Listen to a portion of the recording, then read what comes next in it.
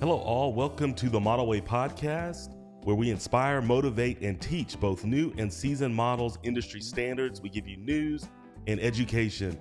My name is Lenny Wheeler. I'm your host.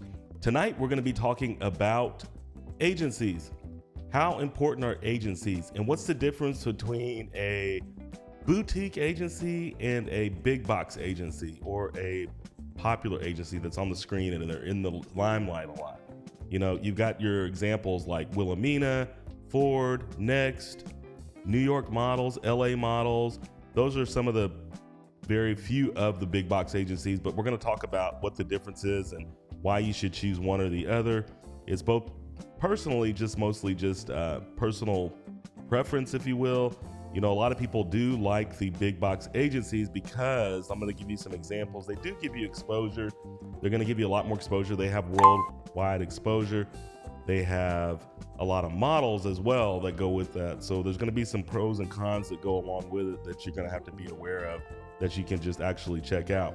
So one of those positive things about, or the pros, you will, about some of the big box agencies or some of the bigger agencies, if you will, they're going to, like I said, they're going to have global recognition and reach as well. You know, a lot of times, you know, if you have an agency that's based in one area like New York City, they may possibly have some places in Paris, London, Milan, some of your major markets, you know, Miami, LA. They're going to be kind of spread out. Not everyone has them in those locations, but a lot of them do, right? So you got to be aware of that. And so, you know, when you're going to be with them, there's a very good possibility that you can be represented based off of your look in some of those other markets, which is very popular with most models as well. You know, so I look at that a lot. I like placing people with boutique agencies and the difference, and I'm going to go into that in a minute just because I like that, and I'm going to tell you why.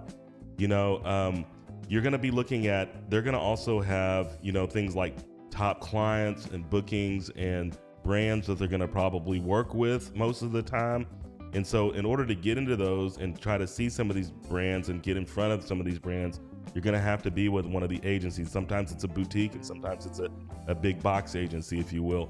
And so a lot of times, you know, in the industry, what I've noticed over the years, a lot of places like I gave a class over what bookers do. Bookers are going to be the ones that are going to actually have the contacts with the clients and the brands, and they're going to actually make contact with those, and they're going to contact them about needing certain people for whether it be a campaign, fitting, you know, showroom stuff, runway shows, things like that. You're going to have access to that a little bit more when you're with the agent, either one of the agencies actually. However, the big box agencies are going to have a broader perspective with these and a lot better of a reach in most cases. And so those are some of the things that I like looking at. They do have an established reputation, if you will. You know, a lot of people know them. So like you may hear of like a Ford Models. Everybody knows who Ford Models, Next, Wilhelmina, these big box agencies. They're going to know who these brands are. But if you go to a boutique agency and you kind of find out, okay, this is an XYZ company, you may not have heard of them before. But those are some of the things that they went. So with the cons of the big box agencies that, you know, that I kind of talk about, and I want to talk about a little bit, you know, there's going to be a lot of models, and the competition is going to be very fierce when you're going into these places, just because they have a lot. And then, like I said, because of their worldwide recognition, you know, a lot of models are going to end up going with some of these places, though, if they're really good and they're really beautiful. So that with that competition comes other things. So like when you go to some of their websites, you're going to see their boards, if you will, like new development, women's boards, main boards, things like that. And you might not see a lot of them. You may see anywhere between 25 and 30 models on that board, but in the background, that's just in the database, there could be thousands that they could be working with, right? And so you may not even be on that board. So that competition is going to be fierce. So if you're going to really have to want it bad enough to get your spot there, you know, and sometimes you just don't make it there. And then if you're not cutting it, they will cut you. And the reason why is because they're constantly getting a flow of models coming to them, and they're constantly recruiting and getting rid of people, and people are quitting and things like that. So that's a norm in this business. And so a lot of people think that you're supposed to be, once you're with an agency, you're just going to be there forever. No, that's not the case, because they will cut you if you're not meeting measurements, if you've got a bad attitude, if you're continuously going to castings or bookings and you're not booking jobs or getting the job, if you will, they will cut you. That's just a fact in the business, and so that's just crazy. But before we continue, please like and subscribe to the channel. We're up on actual subscribers right now, and I would like to see a lot more subscribers come in. Please like and comment on this video if you have any more opinions about agencies and what your experiences are with agencies. Please let us know. And so then on the contrary, you've got boutique agencies. Boutique agencies are going to be just a little bit smaller. And I'll tell you kind of an overview that I like about the actual boutique agencies. I think that they're just really good because, for one, they're going to give you a little more personalized attention and they're going to have a little bit more guidance along with that. Okay. So what I mean by that is that you can actually go into the office and you're going to have like more of a personal relationship with the staff, like the bookers and even the director or maybe even a scout. You're going to have a little bit more of a personalized attention with them. They're going to give you a little bit more like, hey, you need to do this. They're going to give more recommendations on what you do. Now, the big box agencies will do the same thing, but at that level, you're going to have that kind of attention with it. So you're going to do a lot of that. Both of the places will give you some kind of a training. They may send you to places like to take some runway classes. And again, it's not a free thing, right? They're going to charge you. They're going to charge you on your books, right? Like, so when you book a job, they're going to get their money back based on what they're having to pay this person to teach you or train you in runway or anything, photographers, things like that. So they're going to set you up with these places just to get this stuff done. Some agencies may allow you to do stuff on the side, but particularly they're going to want you to go through the agency.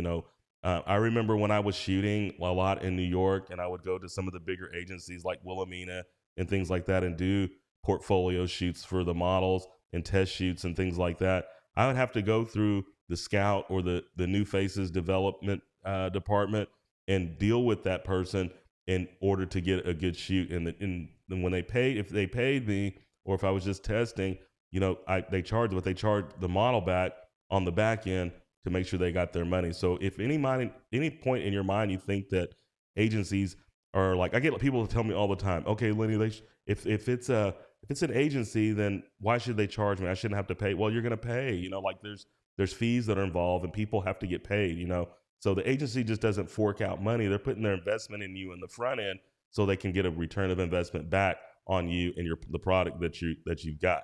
Whether it be your nice face, whether you got a nice figure, things like that. They're gonna check that thing out. So that's the biggest thing that they work with, right?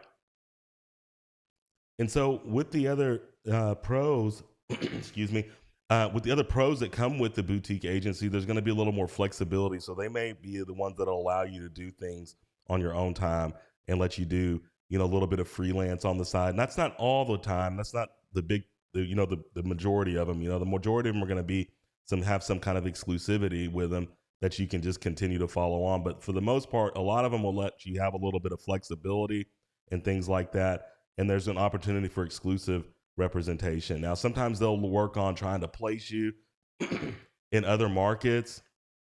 Say if you're a new development and they want you to go develop your book, they may send you to China or one of the Asian markets where they're doing a lot of portfolio work, and you may not get paid as much, but it's kind of a neat thing to go over there and just kind of build your book up. So you're going to have this whole time, you're going to have to say, you're building a book, right? Like your book. So every time you do a shoot, like I said before, it's a chapter in that book.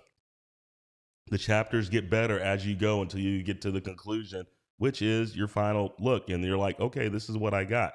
The agencies also are going to allow you to, they're going to want you to, they may have suggestions on you changing your look, whether that's cutting your hair, whether that's dyeing your hair, whether that's, even losing more measurements on your figure.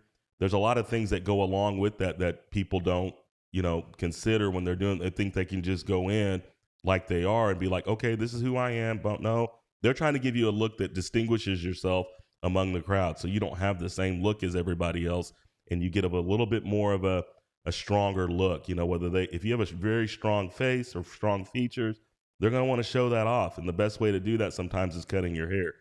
So be mindful of that and be ready for that, because that change can come. So like if you don't want to do it, then sometimes they'll just, like I said, they'll let you go. And so be mindful of that kind of stuff like that, right? I don't really think that they do have the client base like the bigger agencies do. A lot of them do, but they just stay small. There's been agencies out there that sometimes they'll keep 10 to 15 people on their roster, and that's it, but they don't have as much client base as some of the bigger agencies. Some of them do, though. So I can't say, I'm not saying that all of them are like that, but it just depends.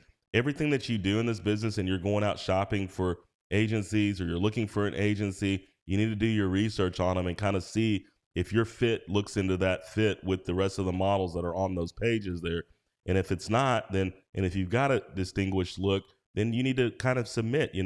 It's really easy to submit nowadays. Like I said, it's just easy to submit to agencies. You can do that all online, right? Like there are, e-submissions, if you will. You're going to submit the things that you're doing on their websites, and they're going to ask for that. So I did a whole video. My last video that I did was on digitals. Take those digitals and take that class and move on with that. Put that in your book and then go from there. If you need to get a hold of photographers, reach out to me.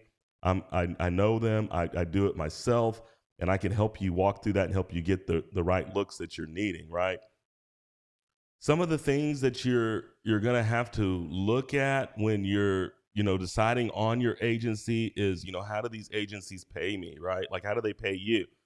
Most of the time in the United States, it's like an 80-20 split, which means the model's going to get 80%, and then and then the agency's going to get 20%. If you have a mother agent, they usually split that 20%. Your mother agency is going to help you build your book a little bit. They're going to help you get trained up so you're prepared to do that, right? And try to get into the world of modeling.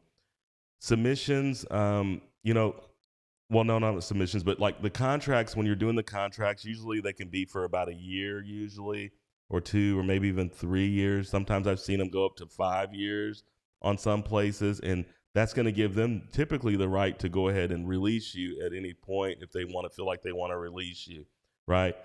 And so they're going to help you a lot with development. Usually if you've got a good mother agency, they're going to help you with development a lot and help you get trained up. They're going to have some kind of training program for you in place to where they can get you up to par, at least get you started so you can move on and do the things, and they can help guide you through your career, because a lot of mother agencies do have a lot of contacts, and they can make those connections for you and help you make those kind of connections, right? That with that development, just like I said, you're going to have to take those pictures and do more pictures and do more on that and then more on that. And you're going to take more digitals and more digitals and more digitals. And it's just a constant thing that you're going to have to do to stay geared up and stay competitive in this world of modeling. Yeah. So basically overall, you're just going to have to make sure it's going to be a good fit for you, and just kind of find out who fits in your personality. Again, it's going to be a lot of their choice too, but if you've got a selection of 2 or 3, don't sit on it too long. If you want to read through the contracts really good and kind of see what kind of parameters you're in, or what kind of scapegoat there's there, or whatever the case might be, but make sure it's a fair deal and don't be afraid, right? A lot of people will take care of you. There's a lot of good agencies out there, and they're just absolutely amazing. And so going back to, some of the agencies, like especially the top agencies or the big box agencies, some people that have been found, you can look at people, they've been scouted. It's a lot of times you can submit, but sometimes there's a lot of scouting on Instagram. There's a lot of scouting like in malls and things like that. And somebody may come up to you and be like, hey, you were a model before, and then kind of just everybody's like, whoa, who are you, right? So you're going to get that a lot, right? And they're going to maybe want to set you up with some kind of a shoot so they can see what you look like in front of the camera. And so, you look at some people that have been discovered in the industry, Cindy Crawford, Naomi Campbell. Naomi Campbell is really a neat, interesting story, because I just found this out. Like, I know a scout, her name's Beth Bolt, and she's been to some of the exposés that I've been through. And I didn't even know, like I've known her for years and I haven't talked to her in a while, but she's the one that actually found Naomi Campbell, which I thought was really cool. And it's just neat that you can make those kind of connections and know somebody that is famous and somebody that's made that connection. And she's really grateful for Beth. And that is really cool, so she hasn't forgot where she came from in that sense, which is really, really cool.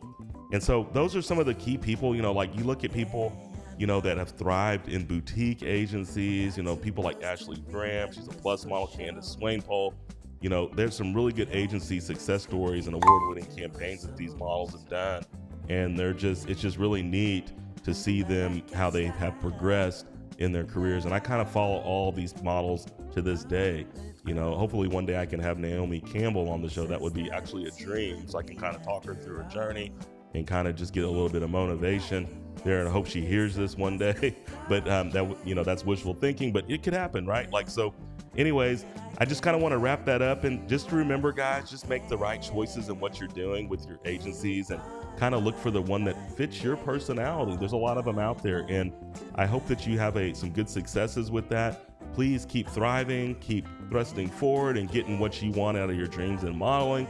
My name is Lenny Wheeler. This is the Model Way Podcast. And until next time, hasta la vista.